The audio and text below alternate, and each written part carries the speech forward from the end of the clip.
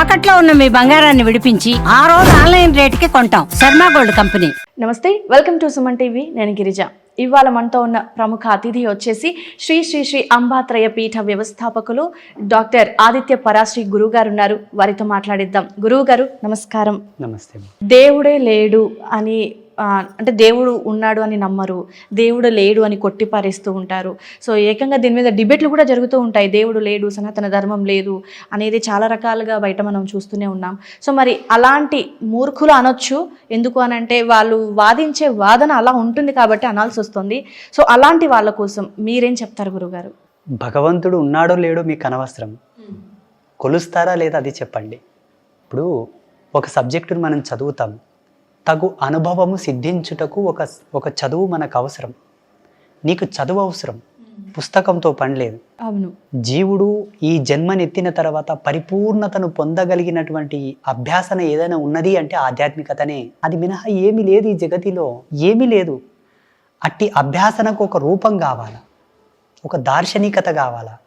అట్టి దైవత్వాన్ని పొందిన ఒక పుణ్యపురుషుని ఆదర్శంగా తీసుకున్నారు మన వాళ్ళు. శివుడని, విష్ణువని, కృష్ణుడని, రాముడని దైవ తత్పర శక్తిని పుణికిపుచ్చుకొని దైవత్వంతోనే ప్రణమిల్లిన వారిని, ప్రయాణించిన వాళ్ళని ఆదర్శప్రాయులుగా తీసుకొని వారికి తగు ఉపచారములు సమర్పించి ఆ ఉపచారములకు అనుగుణంగా ముక్తిని, మోక్షాన్ని, అనుభూతిని, ఆనందాన్ని పొందుతున్నారు మన వాళ్ళు. మీకు వచ్చిన ఇబ్బంది ఏమిటి? దైవత్వం నీ జ్ఞానానికి దొరికేది కాదయ్యా. నీవు 1,00,000 PhDలు చేసినా నీవు దైవత్వాన్ని కనిపెట్టలేవు. దానికి ఆధ్యాత్మిక శోధన కావాలి. నీ పిచ్చి జ్ఞానానిగా దేవుడు దొరికేది. లక్షల సంవత్సరాలు యోగ సమాధిలో ఉన్న వాళ్ళకే పరమాత్మ చైతన్యం దొరకదు. నువ్వేం శోధించావు? వేదాంత సత్యం నీకెరుకనా? మంత్రతంత్ర జ్ఞానాల యొక్క లోతు తెలుసునా? యాంత్రిక విజ్ఞానం తెలుసునా? మంత్ర విజ్ఞానం తెలుసునా? నీకు ఏమిట్లో కనిపెట్టావు నువ్వు దేవుణ్ణి? ఎలా తెలుసు నీకు దేవుడి గురించి? ఏం తెలుసని దేవుడి గురించి మాట్లాడుతున్నావు? నేను ఒక స్వామీజీని, ఆధ్యాత్మికవేత్తను. MBBS గురించి నాకు అవసరం లేదు, నేను చదవలేదు. నేను ఇంజనీరింగ్ గురించి మాట్లాడకూడదు, ఎందుకంటే నా సబ్జెక్టు కాదు. దేవుడు లేడు అన్నది ఎంత అజ్ఞానం అంటే, ఎంత హాస్యాస్పదం అంటే, నా తల్లిదండ్రులు లేరు అన్నది ఎంత అజ్ఞానమో ఇది అంతే అజ్ఞానం. ఇంకా అసలు దానికి ఇంకా మాటలు లేవు గురువు గారు. అసలు అది భగవంతుడు లేనిదే ఈ సృష్టి ఉన్నది అని మీరు నమ్మాల్సి ఉంటే, ఈ సృష్టి తనకు తానుగా ఉద్భవించింది, స్వయంగా ఏర్పడిందని మీరు అనుకుంటే, ఇటువంటి సృష్టి మనకు సమీపంలో చాలా గ్రహాలు ఉన్నాయి, ఎందుకు ఏర్పడటం లేదు? భూమి లాంటి అట్మాస్ఫియర్ ఉన్నటువంటి గ్రహాన్ని మొన్న ఒకటి కనిపెట్టారు నాసా వాళ్ళు. 2022 ఎండింగ్లో, డిసెంబర్లో ఒక నివేదిక వచ్చినది. సేమ్ భూమి లాంటి అట్మాస్ఫియర్ అక్కడ ఉన్నది, నీటి శాతం కూడా ఉన్నది అని నివేదించారు. మరి అక్కడ జీవం లేదే.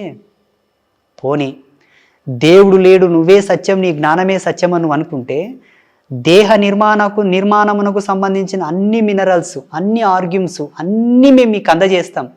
ఒక్క కృత్రిమమైన దేహమును తయారు చేసి చూపెట్టగలవా? అసాధ్యం. సాధ్యం కాదది. మీ జ్ఞానాన్ని మేము గౌరవిస్తాం. ఇన్ని ఎక్స్పెరిమెంట్లు చేసిన నీ జ్ఞానం ఒక విద్వత్తుకు ప్రతీక, దాన్ని స్వాగతిస్తాం. దైవశక్తితో ఆటలు మంచిది కాదు అంటారు కదా గురుగారు, మనిషితో పెట్టుకో కానీ దేవుడితో పెట్టుకోకు అనేది. వద్దు. నీ వయసు ఎంత, నీ అనుభవం ఎంత? ఒకవేళ నువ్వు కనిపెట్టాలే, దేవిని రుచి చూడాలనుకుంటే రా, మాతో నేర్పుతాం. నిజంగా గురువు, వీఆర్ ఎక్స్పర్ట్ ఇన్ దస్. మేము దాంట్లో ప్రావీణ్యులం. రండి, మాతోనికి రండి, మేము నేర్పుతాం. దేవుడు అనేవాడు ఎలా ఉంటాడో రుచి చూసి మరీ పంపిస్తాం. అప్పుడు మాట్లాడండి, ఉన్నాడా లేడా అనేది. ఎగ్జాక్ట్లీ. ఇప్పుడు ఇందాక నేను రూమ్లో 2 VIPలను కూర్చోబెట్టి వచ్చానమ్మా అన్నాను. అవును. నేను అక్కడ వాళ్ళని కూర్చోబెట్టి వచ్చాను, నాకు తెలుసు, మీకు తెలియదు. అవును. నేను చెబితే గానీ మీకు అర్థం కాలేదు. దైవత్వం నువ్వు చూడలేదు, దేవుడు నీకు తెలియదు. నేను చెబుతా, తెలుసుకో, అంతే. No more questions, no more arguments.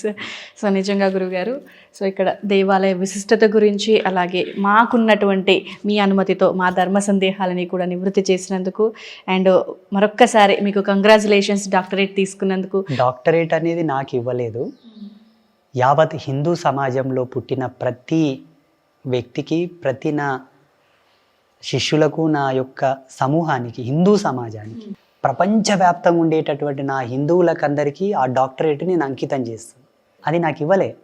నేను హొసూర్ యూనివర్సిటీ వాళ్ళు నాకు ఫోన్ చేసి మీకు డాక్టరేట్ ప్రకటించారండి అంటే, ఏ ప్రాతిపదిక మీద ఇస్తున్నారు నాకు డాక్టరేట్ అని అడిగాను. అడిగారు. "ఆ, మరి ఎందుకు ఇస్తున్నారు, క్లారిటీ ఉండాలి కదా, ఎందుకు ఇస్తున్నారు అన్నాను. లేదండి, సోషల్ మీడియా మాధ్యమంగా సనాతన ధర్మం పట్ల మీ విశ్లేషణ మాకు నచ్చింది, ఆ క్లారిటీ మాకు నచ్చింది, ఓకే. ధర్మం యొక్క విలువలను చెప్పే కోణంలో మీకు అది ఇస్తున్నాం అన్నారు. వాస్తవంగా ఈ ఈ ఈ ఆబ్జెక్టివ్ మీద ఇయ్యొచ్చా అని అడిగాను నేను. అయ్యో, అది మా యొక్క ప్రొఫెసర్స్ తీర్మానం చేశారండి, మా వాళ్ళు సమ్మతించారు, వాళ్ళు ప్రకటించారు అన్నారు. ఓకే. సరే వస్తాను అన్నాను. అంటే సనాతన ధర్మానికి సంబంధించిన అంశాల మీద నాకు ఇచ్చారు కాబట్టి ఈ ధర్మం పురాప్రాకృతం, అజేయం, అనంతం, అనాది, సనాతనం. అక్కడి నుంచి వచ్చి ఇప్పటి వరకు ఇక ముందుండే వాళ్ళందరికీ ఇది అంకితం, ఈ డాక్టరేట్. ఇక ముందు ఏ అవార్డు వచ్చినా, ఏ రివార్డు వచ్చినా, ఏమొచ్చినా మనందరిది, నా ఒక్కరిదైతే కాదు. నిజంగా గురుగారు చాలా అద్భుతంగా తెలియజేశారు. నాది అనేది కాకుండా మనది అనేది. గురుగారు, నిత్య పూజ చేసే భక్తులు ఉంటారు కదా, మరి వాళ్ళు మాంసం తినొచ్చా తినకూడదా, తింటే ఏం జరుగుతుంది? సో అంటే మన సనాతన ధర్మం ప్రకారం తినాలని ఉందా, తినకూడదని ఉందా? ఒకవేళ తింటే ఏం జరుగుతుంది అంటారు గురుగారు, తెలియజేస్తారా? ఏం పర్వాలేదు, అభేరపడాల్సిన అవసరం లేదు. చక్కగా మీ ఇష్టాన్ని బట్టి, మీ రుచిని బట్టి మీరు తినొచ్చు. ఆయా ప్రాంతాల ఆచారము, వాళ్ళ యొక్క కుటుంబ ధర్మాలను బట్టి చాలామందికి అలవాటులో భాగంగా మాంసాహారం చేరిపోయింది. అవును. వాళ్ళ రుచి అది. ఒకరు రుచిని మనం ప్రతిఘటించడం ధర్మం కాదు. శాస్త్రవచనం ఏమిటి అంటే, ఏవైనా పర్వదినాలు ఉన్నాయనుకోండి, ఏకాదశి, పౌర్ణమి, అమావాస్య, పంచమి, ఇటువంటి పర్వదినాలు, వైకుంఠ ఏకాదశి, తొలి ఏకాదశి, మహాశివరాత్రి, ఇటువంటి విశేషమైనటువంటి తిథుల్లో తినకండి, ఆ పవిత్రతను కాపాడండి, అది మన బాధ్యత. మిగతా రోజుల్లో జనరల్గా మీరు తినండి. తిన్న రోజు భగవద్ పూజకు మీరు ఉపక్రమించవద్దు. ఓకే. ఉదయం లేచి చక్కగా స్నానం చేసుకొని, దీపారాధన చేసుకొని, పూజ చేసుకొని, అంతా చేసుకొని పక్కకు వచ్చి మీరు తినండి, హ్యాపీగా ఉండండి. మరుసటి రోజు పొద్దున్నే లేచి శుచిగా స్నానం చేసుకొనే మీరు దేవుడి దగ్గరికి వెళ్ళండి. ఓకే. తిన్న తర్వాత పూజ దగ్గరికి వెళ్ళకూడదు. ఆ తిన్న తర్వాత వెళ్ళొద్దు, అంతకుముందు వెళ్ళండి, చక్కగా పూజ చేసుకోండి. తిన్న తర్వాత వెళ్ళొద్దు. ఆ రోజు దూరంగా ఉండి మరుసటి రోజు అభ్యంగ స్నానం చేసుకొని దేవుడి దగ్గరికి వెళ్ళండి. అంటే ఈ మధ్య అంటే నాన్ వెజ్ తినే ప్రియులు ఎక్కువ ఉన్నారు. సో మీరు అన్నట్టుగానే, సో దాన్ని అవాయిడ్ చేయలేరు, అలానే పూజని మానుకోలేరు. బట్ ఇది ఒక సందేహం, తినొచ్చా తినకూడదా అనేది. తినొచ్చు. మామూలుగా మనకి ఎలా ఉంటుందంటే, పూజల్లో 2 నియమాలు ప్రధానం: అంతఃకరణ శుద్ధి, బాహ్య శుద్ధి. అంతఃకరణ శుద్ధి నీకు ఉంది అని ఎట్లా నిరూపణ అవుతుందంటే, ఒక ఫోటో పెట్టుకొని ఇంత దీపం వేస్తున్నావంటే నీకు శుద్ధి ఉన్నట్టే లెక్క. ఎంత ప్రేమ లేకపోతే ఫోటో పెట్టుకుంటాం, దీపం పెట్టుకుంటాం. అవును, ఇక్కడ ఉంటుంది కదా, ఉంది. బాహ్య శుద్ధి ఏంటి అయ్యా అంటే, ఇలా తిన్నప్పుడు, ఏదైనా డ్రింక్ చేసినప్పుడు, నాన్ వెజ్ తిన్నప్పుడు, సతీ సాంగత్యం జరిపినప్పుడు అక్కడ వెళ్ళొద్దు. ఓకే. శుచిగా స్నానం చేసుకొని ఆయన పవిత్రతను మనం కాపాడితే మనకి ఇచ్చే పుణ్యం మనకి ఇస్తాడు. మనం ఒక ఆఫీసర్ దగ్గరికి వెళ్ళాలంటేనే ఒక పద్ధతితోటి ఒక పుష్పగుచ్చం తీసుకొని, ఆయనకి ఇష్టమైంది ఏదో పట్టుకొని, ఇంత క్యాష్ డబ్బు పట్టుకొని వెళ్ళి ఆయనకి ఇచ్చి ప్రసన్నం చేస్తాం ఒక ఆఫీసర్ని. భగవంతుడితోనికి వెళ్ళాలంటే నియమాలే ప్రధానం. నియమాలే ప్రధానం. ఆయనకు కావాల్సినవి అవే. ఆయనకు అవసరమయ్యేవి కాకపోయినప్పటికీ అందు కేంద్రకంగా నీకు ప్రసరించేటటువంటి పుణ్యానికి అవి అవసరం. ఈశ్వరుడికి అవి అవసరం లేదు, కానీ నీకే ప్రతిఫలంగా వస్తాయి. దేవుడికి ఒక విషయ పట్టిక ఉన్నది. భగవంతునకు నువ్వు ఏమి సమర్పిస్తున్నావో అతగాడు నీకు అదే ఇస్తాడు, అనగా దేవుడు నీకు అదే ఇస్తాడు. మనం ఏ విధంగా కొలిస్తే ఆ విధంగానే. నువ్వు శుద్ధిగా పోయావు అనుకో, తొందరగా నీకు రిజల్ట్ వస్తుంది, నీ కష్టాలు తొందరగా నెరవేరుతాయి. అశుద్ధి మన ధర్మంలో లేదు, మన ధర్మం ఒప్పుకోదు దాన్ని. సనాతన ధర్మం అంటేనే పరమ పవిత్రమైనది. పవిత్రం కాదు, పరమ పవిత్రమైనది. పవిత్రతకే పవిత్రత నేర్పినటువంటి ధర్మం మనది. ఈ అపోహాలు మీరేం పెట్టుకోవద్దు. మీరు తిన్నా ఆ రోజు దూరంగా ఉండండి, మరుసటి రోజు వెళ్ళి చక్కగా పూజ చేసుకోండి. క్షీరసాగర మదనం చేయుటకు దేవతలకు, దానవులకు పెద్ద పని సాధ్యపడలేదు. భగవంతుడు దాన్ని కొంత సవరించి ఆల్టర్నేట్ కొన్ని ఆప్షన్స్ ఇచ్చాడు. అలాగే ఆ కాన్సెప్ట్ తోట అమృత మదనం జరిగింది, అమృతం వచ్చింది.